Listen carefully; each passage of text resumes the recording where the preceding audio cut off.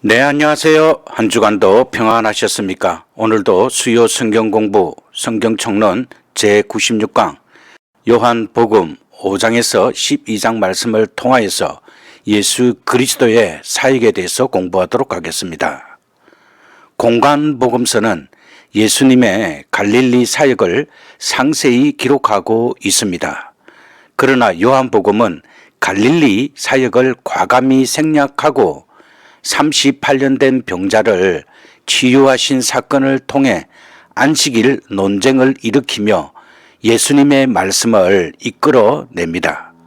예수님은 메시아로서 그리고 하나님의 아들로서 자신의 정체성을 증명하기 위해 다양한 증거를 제시하며 논증하십니다. 요한복음 5장과 6장에는 이스라엘의 불신앙에 대해서 말씀하고 있습니다.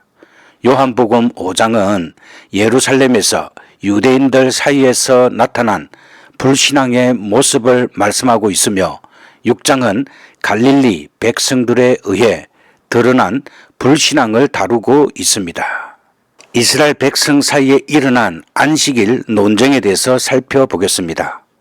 38년 동안 병으로 고통받던 사람을 안식일에 고치신 사건을 계기로 형식적인 율법주의에 익숙해 있던 유대인들과의 논쟁이 시작됩니다.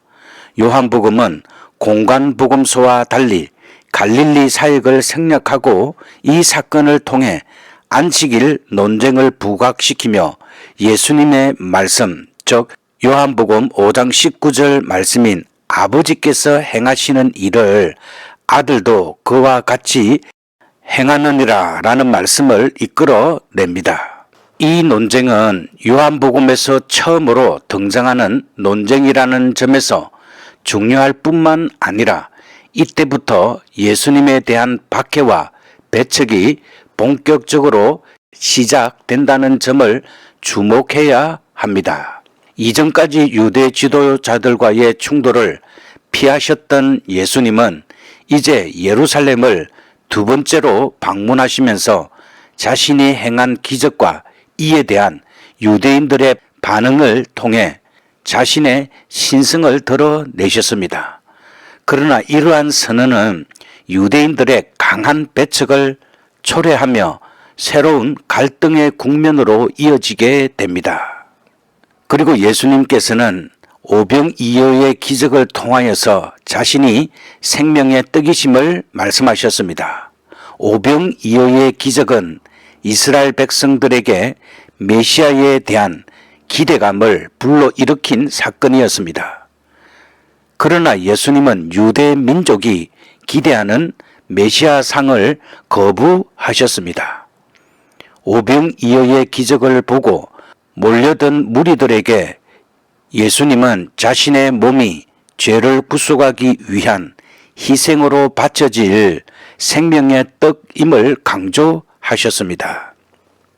예수님은 가버나움 회당에서 자신이 생명의 떡이심을 말씀하신 것을 통해 오병이어의 기적이 단순한 기적이 아니라 생명을 주시는 메시아로서의 자신을 나타내는 상징적 사건임을 깨닫게 하셨습니다.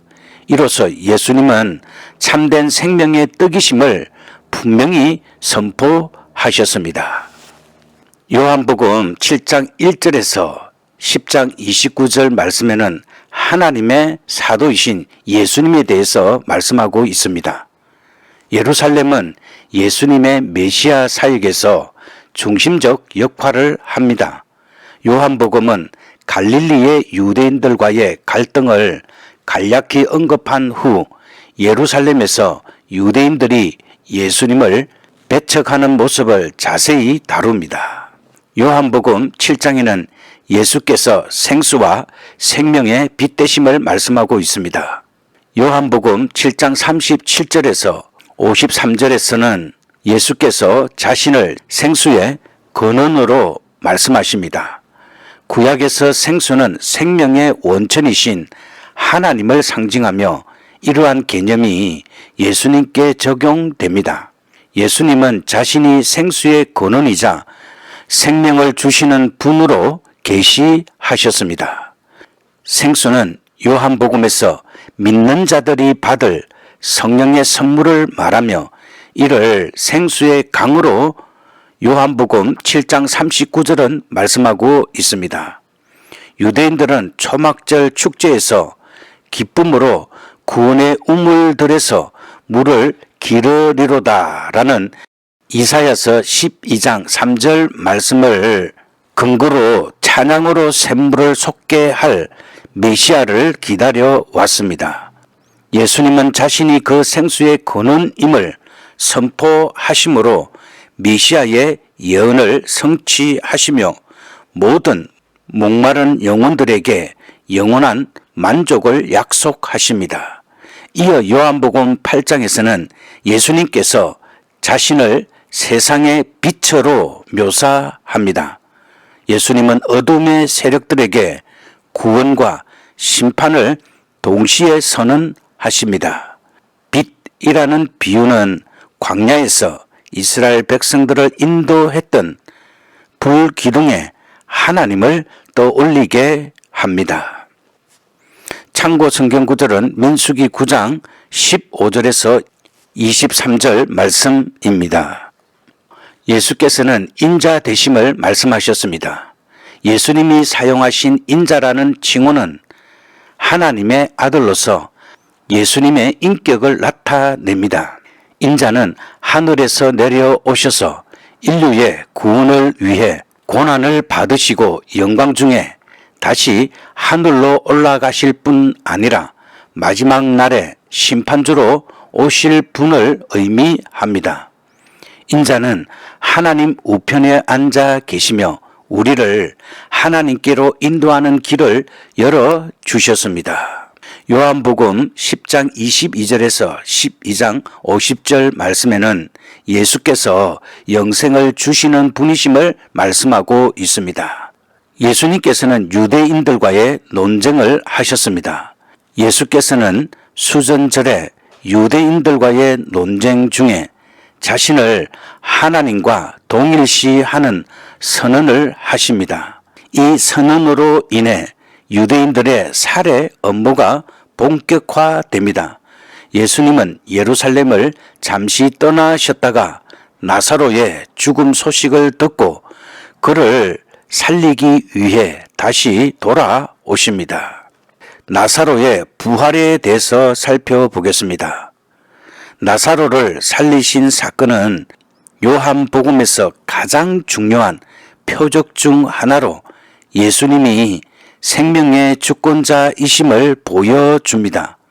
이 사건은 앞으로 있을 예수님의 십자가 죽음과 부활을 예고하는 상징적 의미를 지닙니다. 나사로는 예수님처럼 부활의 몸을 입지는 않았지만 다시 생명을 얻음으로써 예수님을 믿는 자들이 영원한 생명을 얻게 된다는 요한복음의 메시지를 구체적으로 보여줍니다.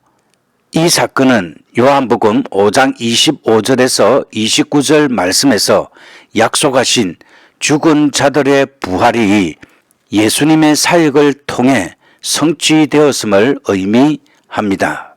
요한복음 12장에서는 예수님의 예루살렘 입성이 그의 공적 사역의 절정을 이루며 마무리 됩니다.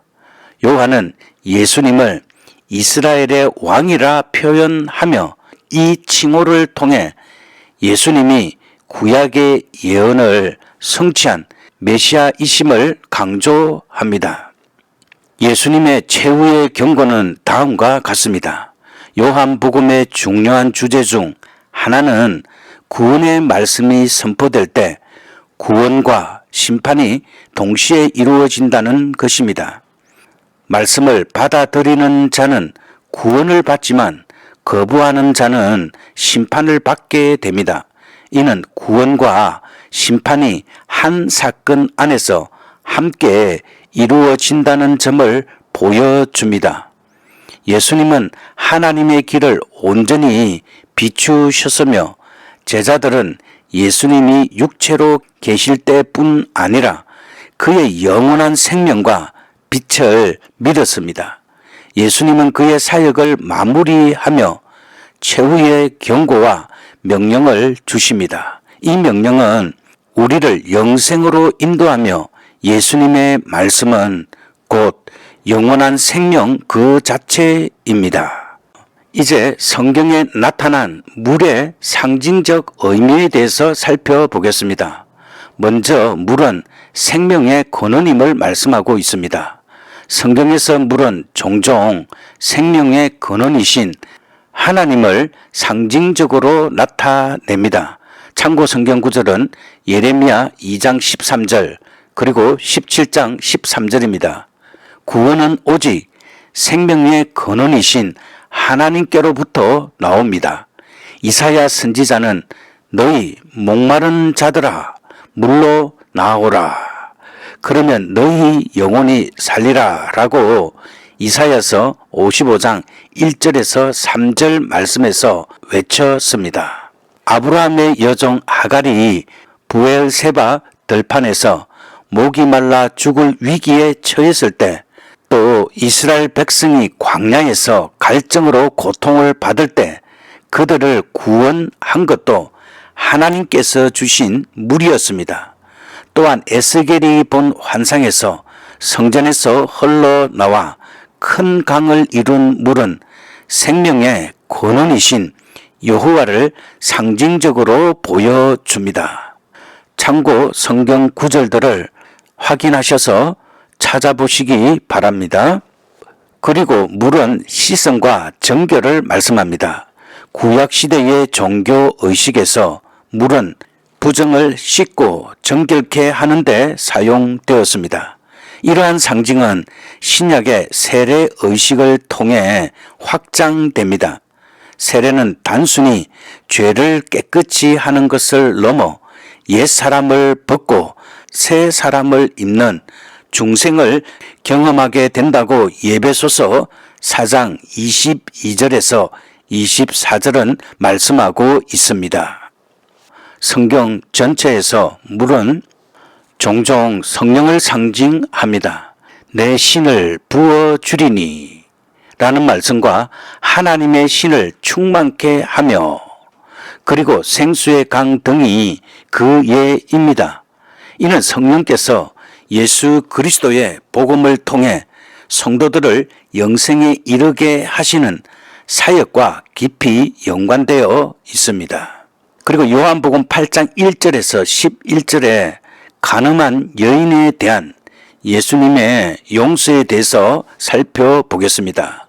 첫 번째로는 묵과가 아닌 용서를 말씀하고 있습니다. 예수님은 하나님의 공의에 위배되게 죄를 묵과하지 않으십니다. 예수님은 여인의 죄를 묵과한 것이 아니라 용서하신 것을 알 수 있습니다. 예수님은 여인에게 가서 다시는 죄를 범하지 말라고 요한복음 8장 11절은 말씀하고 있습니다. 이는 예수께서 그녀의 죄를 아시면서도 정죄하지 않으시고 용서하신 것을 보여줍니다. 또한 바리새인과 서기관들이 모세의 율법을 근거로 여인을 돌로 치려 할 때 예수님은 죄 없는 자가 먼저 돌로 치라라고 말씀하셨습니다. 이는 그 여인이 죄로 인해 죽을 만한 형벌을 받을 만한 존재임을 인정하신 것이지만, 동시에 정죄하기를 좋아하는 사람들에게 양심의 가책을 일으키고 자신들의 죄를 돌아보게 하신 것입니다. 그리고 예수님께서 이 여인을 용서하신 것이 모세의 율법과 어떻게 조화되는지 살펴보겠습니다. 예수님이 여인을 정죄하지 않고 용서하신 것은 모세 율법의 본래 목적과 배치되지 않습니다.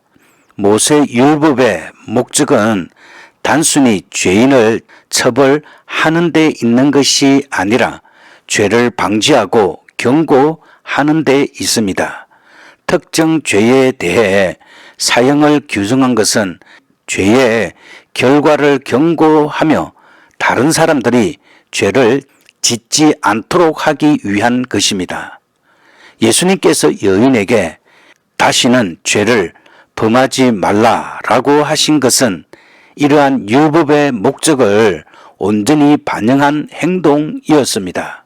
더 나아가 예수님은 단순히 죄를 지적하고 형벌을 가하는 소극적인 방법을 넘어 죄를 통해 적극적으로 죄에서 벗어나 의로운 삶을 살도록 이끄셨습니다. 이와 유사하게 구약의 보복법은 참고 성경 구절은 출애굽기 21장 23절에서 25절입니다. 더 이상의 피 흘림을 막기 위한 소극적인 방책으로 눈은 눈으로 이는 이로라는 원칙을 제시했습니다. 그러나 신약에서는 사랑과 관용을 통해 원수까지도 선대하라는 적극적인 교훈을 말씀하셨습니다. 참고 성경 구절은 마태복음 5장 38절에서 41절 그리고 누가복음 6장 3절입니다. 이러한 차원에서 예수님의 복음은 구약의 율법보다 더 우월하며 사랑과 용서로 이루어진 하나님의 은혜를 보여줍니다. 이제 기도하도록 하겠습니다. 주님, 오늘 요한복음 5장에서 12장을 통해 예수님의 사역을 묵상하게 하시니 감사합니다. 병자를 치유하시고 안식일 논쟁을 통해 참된 율법의 의미를 가르쳐 주신 주님의 지혜와 능력을 찬양합니다. 불신앙 속에서도 생명의 떡, 생수, 세상의 빛으로 자신을 드러내시며 영생을 보여주신 사랑에 감사합니다.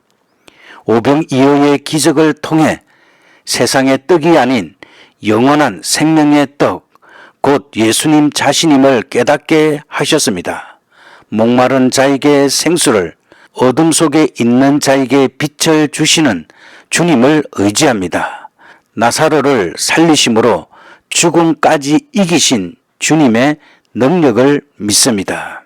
주님, 말씀을 듣고도 믿지 못했던 이들을 통해 우리 자신을 돌아봅니다.